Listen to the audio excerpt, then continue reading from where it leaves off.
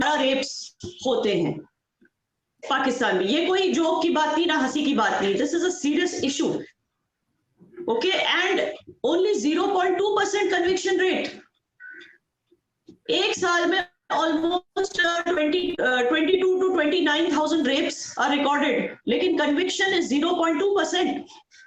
आप सोचिए, जिस कंट्री में इस तरह की हालात हैं औरतों के लिए, आपको पता होगा औरत मार्च को रोक दिया जिसमें औरत की हुकूक के बारे में बात की जाती थी, दूसरी साइड हया मार्च को अलाउ किया जिसमें औरतों को सप्रेस करने की बात की जाती है।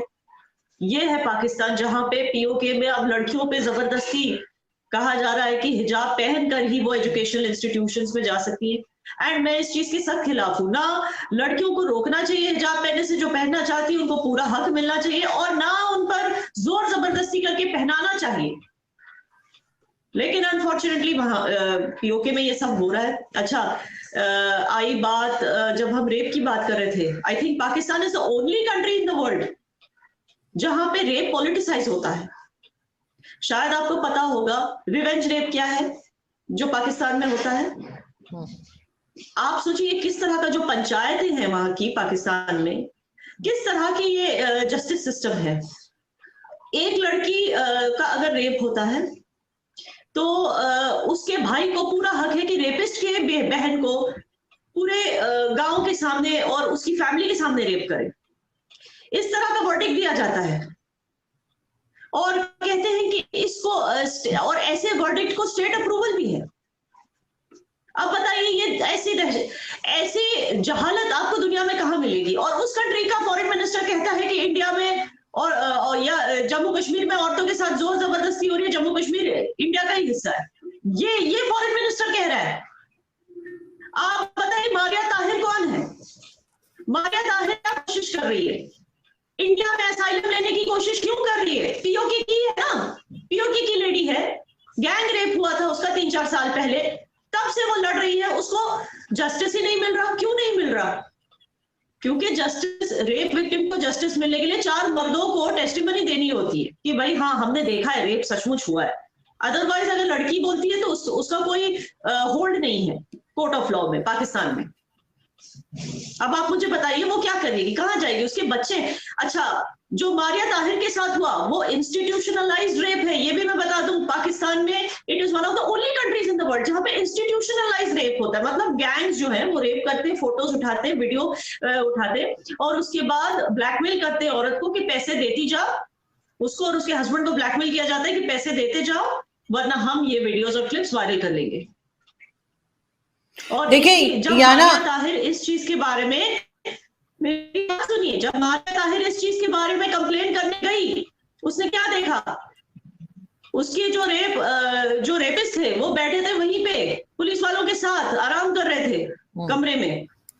पुलिस वाले बोलते हैं कि स्टेट अप्रूवल है इस चीज को, इंस्टीट्यूशनलाइज्ड रेप, क्योंकि इसमें जो पैसा आता है वो गवर्नमेंट को भी जाता है। ये पुलिस वालों का कहना है। जब ऐसी सिचुएशन में इस कंट्री के फॉरेन मिनिस्टर को कैसे मजा, जब उसने, देखिए जितना झूठ आपके जो हुक्मरान हैं, जितना झूठ इंडिया के बारे में बोलेंगे उतना ही इंडियंस पाकिस्तान का पिटारा खोलते जाएंगे और ऐसी ऐसी सच्चाइयां बाहर आएंगी। आपको पता है मुख्तरम बीबी के साथ क्या हुआ? आपको पता है मरहूम अस्मा जहांगीर की रिपोर्ट में क्या क्या लिखा है कि औरतों के साथ क्या क्या होता है? 57% औरतों को एजुकेशन की राइट्स नहीं। आप बताइए, ये नहीं, आप देखें याना, देखें एक सेकंड याना, देखें आप बात ठीक कह रही हैं, लेकिन बात वो सिर्फ और सिर्फ रेप की बात नहीं कर रहे होंगे। वो यकीनन एजुकेशन को लेके, बाहर निकलने को लेके, काम करने को लेकर, अपनी जो राइट्स है उसकी भी बात कर रहे हैं। और रेप तो इंडिया में भी बहुत होते हैं, दिल्ली में भी बहुत होते हैं। मैं उसको जस्टिफाई नहीं कर रही, मैं सिर्फ एक बात कह रही हूँ वो सारी चीजें, क्योंकि मैंने तो आपको देखा है ना। आप देखिए, एक सेकेंड, लेट मी कंप्लीट। देखिए एक सेकेंड, देखिए आप बाहर निकल रही है ना, आप बाहर निकल रही हैं, आपको मैं देखती हूँ, आप काम भी कर रही हैं, तो इसलिए मैं कह रही हूँ कि वो हर चीज को लेके कर रहे हैं। इसीलिए मैंने आपसे आज बात की कि आप उस चीज को बताइए कि लोग बाहर निकल रहे हैं, फीमेल्स को आजादी है, यानी हमारे यहाँ तो जो प्रॉब्लम्स है वो है। बिल्कुल जी, फीमेल्स को आजादी, मैं वही, चलिए रेप स्टेटिस्टिक्स की बात कर लीजिए। अगर हमारे यहाँ अगर साल में 233 केसेस रिपोर्ट होते हैं और conviction rate is very high, and बख्शा नहीं जाता, आपको पता है। ओके, और दूसरी बात यह है कि दूसरी बात यह है कि यू स्पोक अबाउट कौन सी राइट्स, हाँ, जो ये काम करने के women rights, rights, job rights, जैसे मैंने जेंडर पैरिटी की बात की, 34% है, वन ऑफ द हाईएस्ट। मतलब द जेंडर इनकम रेशियो की मैं बात कर रही हूँ जिसमें डिफरेंस है। अब मैं बताऊं, फॉर एग्जांपल पाकिस्तान में अगर एक मर्द 100 रुपए कमाता है, वेजेस रिपोर्ट के हिसाब से, इंटरनेशनल वेजेस रिपोर्ट सर्वे जो है उसके हिसाब से, अगर मर्द 100 रुपए कमाता है तो औरत सिर्फ 16 रुपए कमाती है। इस पाकिस्तान के फॉरेन मिनिस्टर को इतनी मजाल कि जिस कंट्री में प्रेसिडेंट जो है वो एक लेडी है, और जिस जम्मू कश्मीर में सीएम एक लेडी रह चुकी है, उस जम्मू कश्मीर के ऊपर वो उंगली उठाता है।